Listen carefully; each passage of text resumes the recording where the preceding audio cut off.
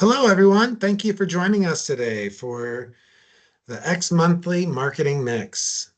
My name's Jeffrey DeMaria, and I'm thankful to have you here. I have a blessing to be working with Anya from the ERP software blog.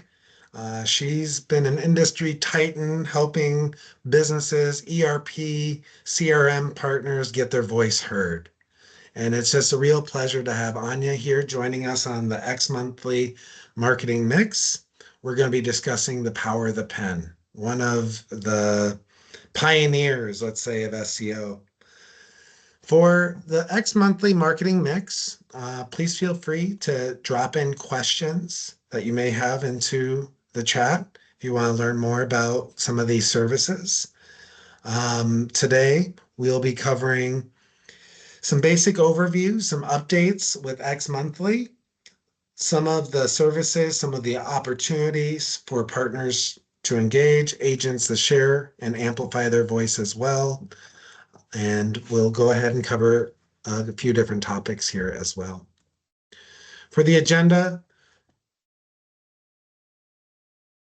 it's kind of a story.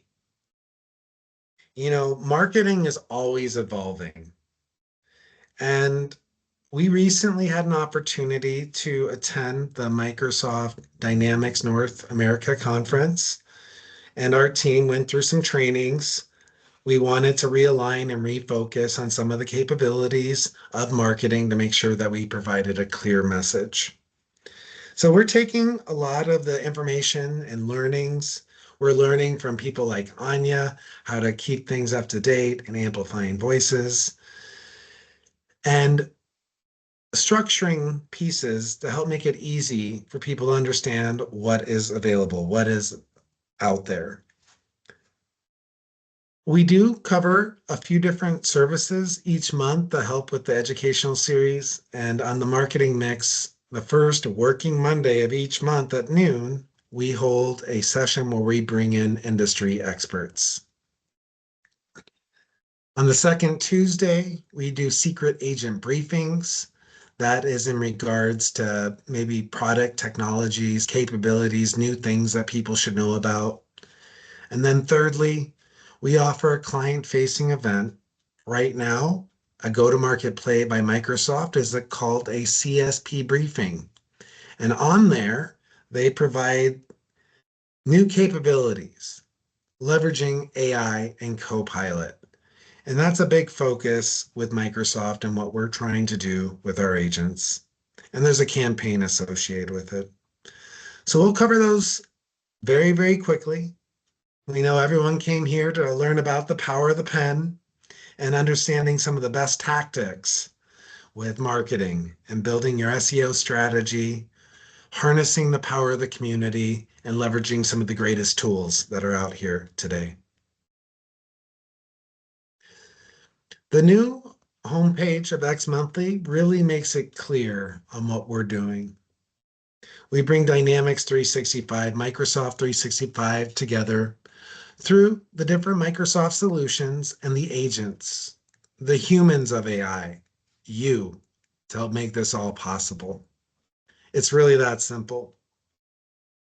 So if you investigate Microsoft AI Cloud Solutions, that provides you a breadth of applications that are available. We can help with licensing and showcasing some of those capabilities. If you're a Microsoft partner, Partner Center is critical, and we offer insights on how to be able to make that happen. And we promote your services to help improve the ability for clients to take advantage of the Microsoft solution stack, as well as we highlight additional agents that have unique capabilities, ways to help expand your voice. Example, Anya. And we'll go ahead and go a little bit further onto that. We do educate our partners and agents. You're able to join. We have our marketing mix, first working Monday, secret agent briefings on Tuesdays, the second Tuesday, and the xMonthly CSP briefing. That's the third Wednesday. And each of these services are able to help educate and enable partners to grow and adopt AI and Copilot solutions.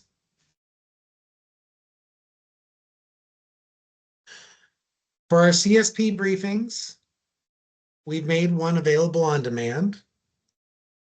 So you can go ahead and explore and see what that client experience like. You can sign up or register clients for the third Wednesday. You can invite them with an email campaign or schedule a private briefing. And we'll do our best to help provide you opportunities to leverage these services to expand the conversation. So I promised Anya that we'd be really quick intro. I'm interested in learning more about the power of the pen with the ERP software blog creator. Anya, how are you doing today? Thank you. Thank you for having me, for the nice introduction. Yeah, so I've been in this channel, gosh, maybe just a tiny bit longer than you. I'm not sure, Jeffrey, but since 1999 in the Microsoft Dynamics channel. I remember us meeting back at events decades ago. Oh Um, gosh. and in 2009, I started these group blog sites, and they were very effective then, and they're still very effective now because content marketing, inbound marketing has proven to be really a kind of a timeless, evergreen form uh, of lead generation and marketing. So the first thing we were going to talk about is really why content is important. And I think, as I said, content just lasts. For example, I had a company just tell me a few weeks ago that they got a lead that told them, I read a post that you wrote on the ERP software blog. That's why I contacted you. And I looked it up. Their last post was, I believe, from 2022. So that means that that person had read an article that they had posted years ago, and it was still working for them. And that's one of the things I love about content marketing the most, specifically blogging in my case, right? Is the fact that unlike a trade show or a wonderful email campaign or even a direct mail that we used to do and it's kind of coming back, those can be excellent, generate a lot of leads, but once it's done, it's done. Whereas something like creating a good piece of content that's working for you online, it's just kind of giving you this compound interest over time. And nowadays, even more than in the past, we keep seeing the statistics go up and up and up of how much research people do before they contact you. So some stats say 75% up to 90% of the buying decision has really been done before they even reach out to you for, say, a demo. And that means that you need to be educating them, showing them who you are, getting your name out in front of them for a very long time before you actually hear from them. So, for example, emails, trade shows, those are great, but that hits the prospect when you're ready. Whereas content really hits them when they're ready, whenever they're out researching. It could be midnight on a Saturday and they still find your article. And also, just in the environment that we live in now, trust is more important than ever. People want to know, who are you? What do you believe in? What does your company do? Can you prove it to me? Can you really make me feel that you're a company that I can trust doing business with? So then the question becomes, well, what to write about, right? Sometimes people tell me that's their stumbling block. What in the world can I blog about? Well, everyone in our channel has so much experience locked up inside of their heads. And sometimes they don't even realize how helpful that can be to a prospect, because to them it seems so simple. They've been doing it for so long that it's almost second nature, right? You know so easily what is the difference between Dynamics 365 Business Central and Dynamics Navision. You and I know that, but a prospect doesn't. So those kinds of articles, even that seem simple to you, can be very, very powerful to a prospect to educate them, to show them who you are. Um, Another thing I recommend to people all the time is brainstorm the top questions that prospects ask you all the time. And that can be prospects or customers. If you're answering it over and over again, that's something that should be documented online with your voice, on your website, out on larger websites like the ERP software blog, really almost like an FAQ, for most frequently asked questions of what your prospects want to know. And then that can also be used as kind of a knowledge base, especially if you do it for questions that customers ask. You can say, hey, here's a link to a blog post we wrote that answered that question. A, it saves your billable consultants some time to just send them a link to answer it. B, it shows that they're not coming up with it off the cuff. This is an established, documented answer. And C, I think it shows the prospect, hey, other people have asked this. They've taken the time to answer it. So both for prospects and for customers, really coming up with those most frequently asked questions is excellent for building trust. It's also great for search engines and now AI engines that that's how they're scouring and learning is by these kind of questions and answers, right? Somebody said recently, it's not just SEO anymore, it's AEO, answer engine optimization versus search engine optimization with all the new AI tools. Something else you can write about is problems in the industry or fears. Why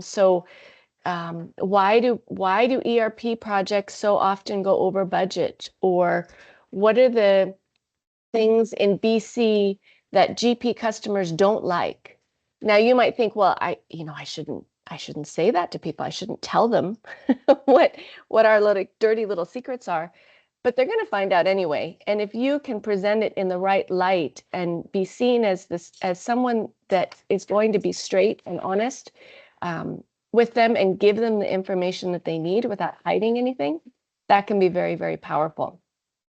Another type of post that we see that's really popular on our site is comparisons. Any kind of blog post that uses the word versus or comparison is very, very powerful. And so that can be comparing different products, Dynamics 365, Business Central versus, say, NetSuite or something like that, or comparing a fund accounting functionality in X versus in Y, whatever it may be. So really think about what could I compare? Where we live in a society where people are looking for comparisons, they're looking for reviews. So reviews, customer proof, that's another large bucket of potential content, I would say, is customer success stories, case studies.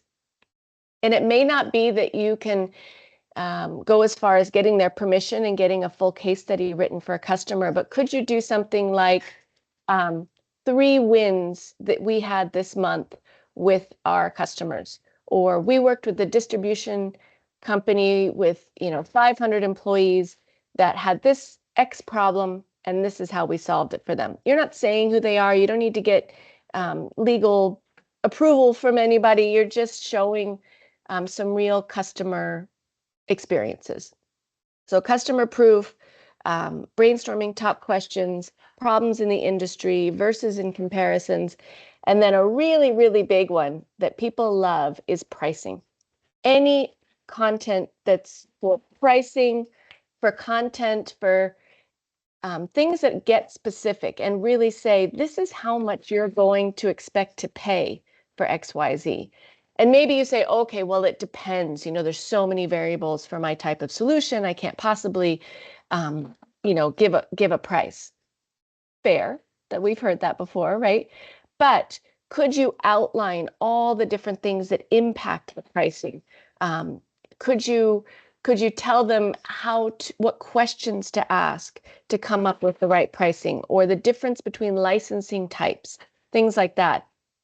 People love that type of information in that they can research on their own without asking to talk to a salesperson.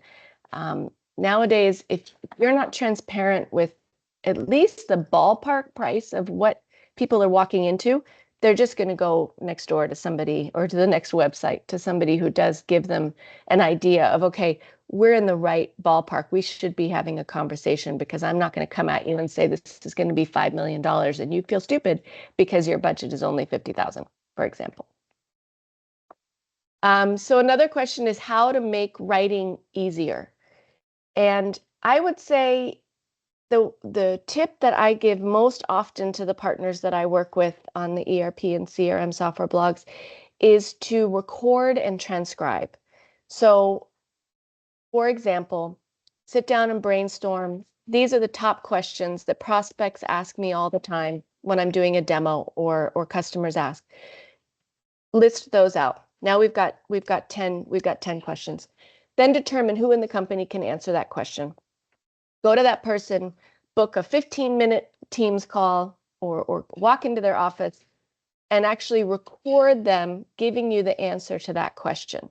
And then obviously we all have, the AI tools nowadays that makes it so easy to transcribe and make that into a sample blog post or a Word document, for example.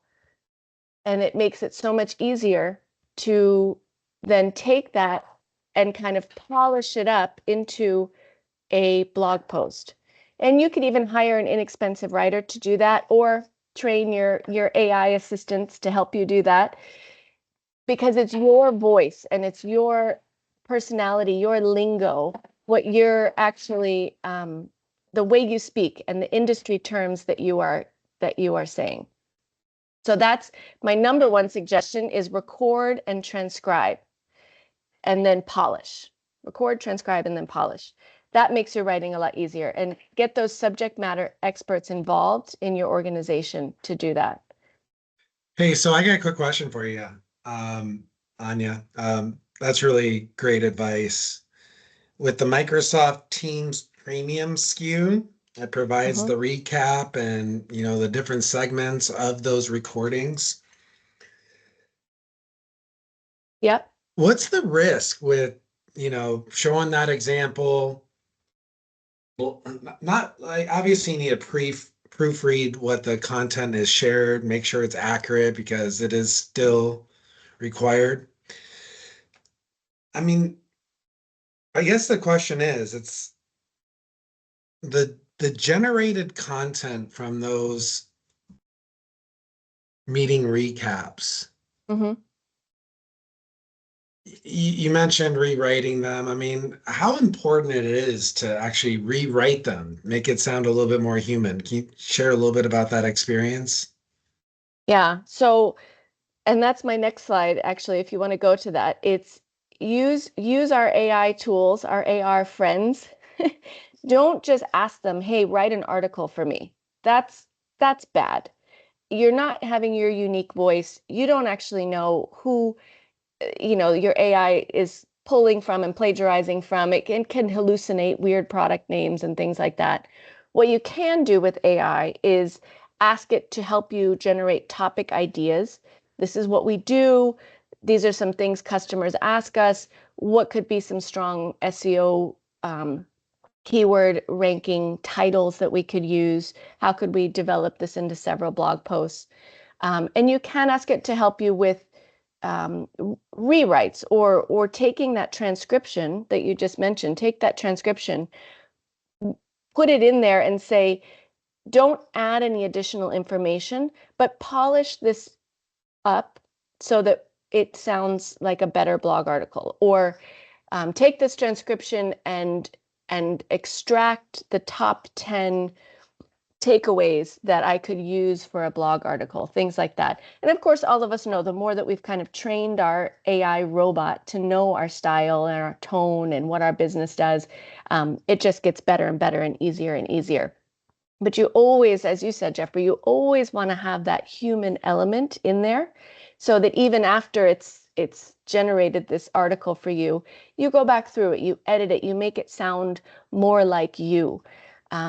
I like to prompt my AI tools to say, don't change the tone and the style. If I've done an interview with somebody who's, got kind of a casual Southern drawl or uses some funny, regional specific illustrations or something, I want to keep that in there. I want his personality to come through in that article.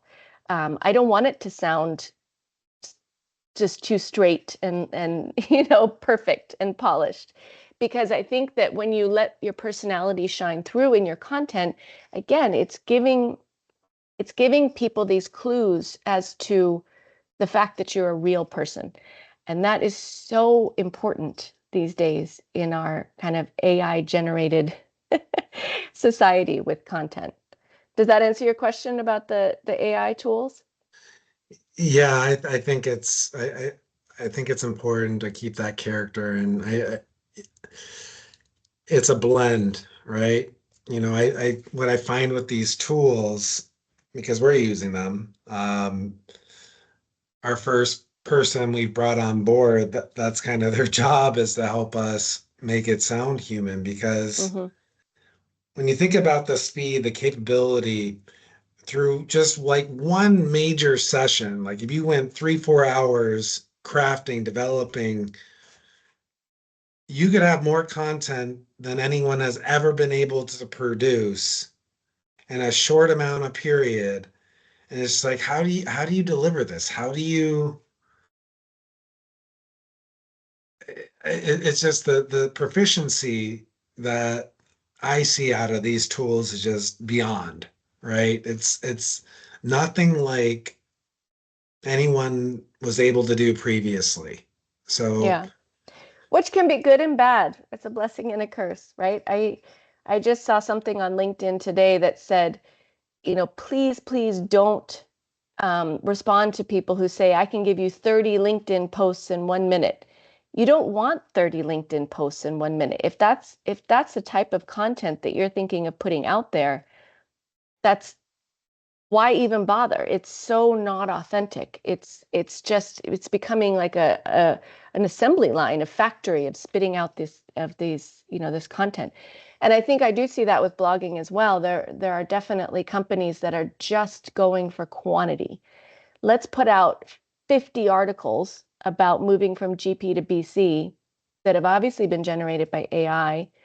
And yes, is that going to have some SEO value? It will, because the search engines are going to see this quantity and think, oh, okay, we're going to reward that.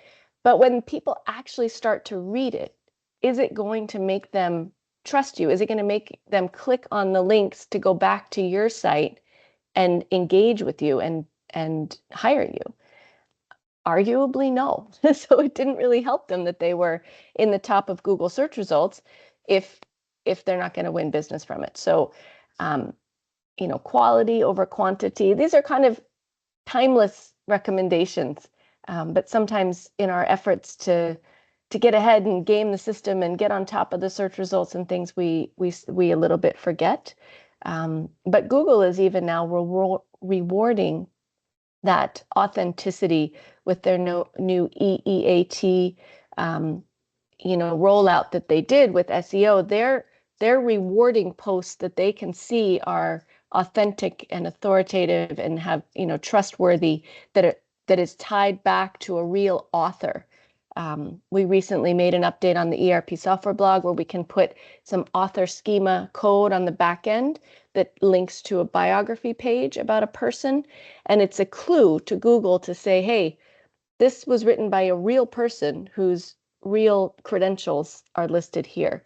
Um, because yeah, it's a problem.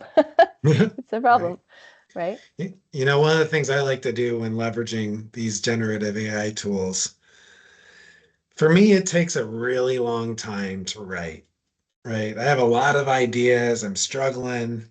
I may want to comment on some people's posts. And my biggest fear is putting a typo out there, you know, Why? because we're in business, right? You gotta be professional. You gotta be real. And, there's some people out there that will comment or not do business with people that may have a simple little typo.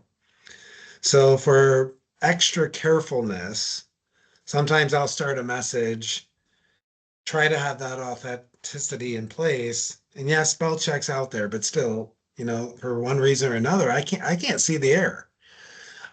So one of the things I like to do with these generative AI tools, if I'm engaging in content, is run it through the filter, right? Just to Yeah. prevent any potential errors that might be out there. But still, it's really hard to catch. Yeah, I always, if I'm doing a LinkedIn post, for example, I will always write it myself and then run it through LinkedIn and say, how would you improve this? Or could you polish this up? And it'll give me some answers back. And I sometimes will take it, and I sometimes like it the way I wrote it the first time, right? But I don't think there's anything wrong with asking it to polish it, or even just check for spelling and grammar. Although I would say that people who didn't want to work with you because of a typo, maybe aren't the ones you want to work with, because again, you're showing that you're a real person. You're not a robot that always spells everything right.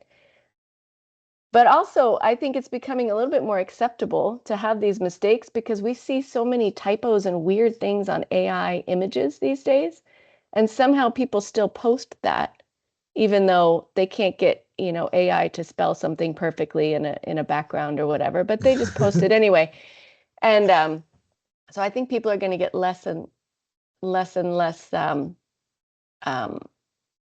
sensitive to that, or or not, or maybe AI is going to make us all, really upset with that kind of a thing. But I think that sometimes, especially with LinkedIn, I could do a whole marketing session just on LinkedIn.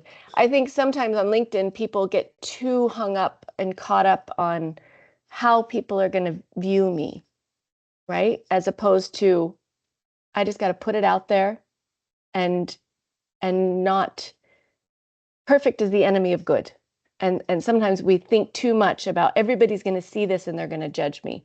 Actually, in reality, very few people are going to see that one. It's just a question of getting practice in and commenting, getting the algorithm to reward you by the number of comments you have, which boosts your content shown to other people and things. So looking at it from a long game perspective, I think sometimes you have to say, you know what? I just need to get it out there. Not think so much about it. Yeah. Thank you for the encouragement there. It's a lot of fun. It's interesting at Directions, right? We had a chance to meet, connect with people. There's actually a really great session happening tomorrow with Propel Growth. I don't know if you know those people, Hmm. but Candace has a really great program. If people want to know more about leveraging LinkedIn for their business, I'm just going to give her a little shout out. I said I would, and this seems like a Absolutely. really good time to do that. Propel Growth, I think you can go to their website and sign up. Great opportunity. Yeah, she's doing a 30-day accelerator. I've participated in that twice, as well as doing Candace's full training program. And then these kind of 30-day accelerators help you to refresh a little bit. But I owe everything that I know about LinkedIn to Candace and really getting me started on it. And it's made a huge impact in my business. And the fact that she knows our Microsoft channel so well, um, makes a big difference. Absolutely. Yeah. So shout out to Candace. Yes. So, I appreciate you being able to come up onto the marketing mix with us. You know, Having started so early in this, I actually remember writing one of my first posts, my first published post. I think it's still on your site, Rocking the Boat of Cash Flow, when I worked for an ARAP uh, ISV back in the day. And, it just felt good, right? Obviously I have some anxiety about writing. Um, but for the users, the marketers that are out there, it feels good to publish. feels great to publish and being part of a larger group, you know, and understanding that, being lead or led by, someone who knows this stuff so well with SEO and the benefits of it. I just wanted to give people an opportunity to learn more about, your organization, the ERP software blog, and some of the benefits and why people might want to participate, to help amplify their voice. Yeah, thank you. So as I said, we started the ERP software blog back in 2009, quickly followed by the CRM software blog, and those are 100% focused on Microsoft Dynamics products. And then just a few years back, we started the ERP cloud blog. And that blog actually allows people to post content on other ERP products such as NetSuite, Intact, Sage, kind of Microsoft and everybody else versus the largest ERP software blog, which is just Microsoft Dynamics. So we have about 160 ERP and CRM partners participating, mainly Microsoft Dynamics, VAR, and ISV partners. And for a monthly fee, which we've intentionally kept quite low, we allow partners to post as much content as they like every month with links back to their website, mainly blog articles, but also could be videos, press releases, case studies, things like that. And then also be listed in all of our directories. So we have directories by name, by industry focus, by product, by location. And the value of those directories, of course, is when someone's searching, you want them to see your name, especially if your competitors' names and products are listed there too. And with the articles, the goal is really to drive people back to your website, to then turn them into leads. Sometimes I use the analogy of a local newspaper and a national newspaper. Your own website, your own blog site is the local newspaper. People expect to see you there. They've come there looking for you. This is known. And a national newspaper is going to give you a larger audience. Maybe people haven't heard about you yet, broader exposure, and also kind of maybe with people who aren't in the same area as you. So the ERP software blog, CRM software blog are like those national newspapers. The combined sites are getting 50, 60,000 visitors a month, and have a very high domain authority. So that's another tip for SEO. You want to get backlinks from high domain authority sites. Again, especially with this EEAT, Google changes their rewarding sites that have connections and links with sites specifically in their industry. And so a little tip is to look for sites that have a higher domain authority than yours and that are in your space and try to get backlinks from them. So those are quite valuable for your website's SEO and being pushed higher in the rankings. And of course, being pulled, into AI results and things nowadays as well, which we definitely see. The ERP software blog has, I don't know, by now about 13,000 posts. So the AI engines are also pulling all of that and seeing it as an authority. And then I go to events, like Jeffrey and I saw each other at Directions. I'll be at DynamicsCon and Summit, and I do a lot of promotion for our members there. So really increasing the exposure for those that are in my little country club, my little community. And like I said, it starts at the most popular membership package is $175 a month. It's month to month with no long commitments. I've been a marketing director at VAR companies, and I try to structure it the way I would want it to be, which is, easy, low cost, low commitment, and bringing value. Awesome. So, I appreciate you being able to join here today. The EEAT that you mentioned with Google, I mean, that's how we figure things out, right? We need to listen to people that are experts in their domain and understand and do our own research. So with the marketing mix today, I appreciate you sharing a lot of your insights, resources. Um, I think it's a great program. I'm a big person with better together, right? So Mhm. I think that, Use the you, power of the group. That's what I always say. right? So, we're doing similar but different. It is different on what we're trying to achieve here at xMonthly. I encourage all people to sign up with the ERP software blog, especially if you're coming in from non-Dynamics products, the ERP cloud blog. Those are the same people that we want to speak to, right? Because, as a CSP reseller, those clients are using Microsoft 365. You know, a reseller of a different application or any business applications, their users are using Microsoft 365. And those are all conversations that we're trying to drive for partners because, the fear is if you're not driving that cloud conversation, someone else is. So we're helping partners with that conversation. ERP software blogs helping amplify voices, working together. On our side, we just want to help work and, connect the humans of AI. That's what we're working on. So I appreciate, you know, you spending time sharing insights. It was great to see you at Directions. I'll be at Dynamics Con here in just what, a week or two? Yeah, next week. Oh, that's next week. Hmm. Big event, big plans for this weekend as well. So I hope everyone has a great time there. Finally, this is the marketing mix here at xMonthly. We host this on the first working Monday of each month. Second Tuesday, we have our secret briefings for our agents. They're not so secret, they're publicly available on our site. And then again, we're all driving towards that CSP briefing, client engagement to teach people about AI and Copilot. If anyone has any questions, please feel free to connect with us.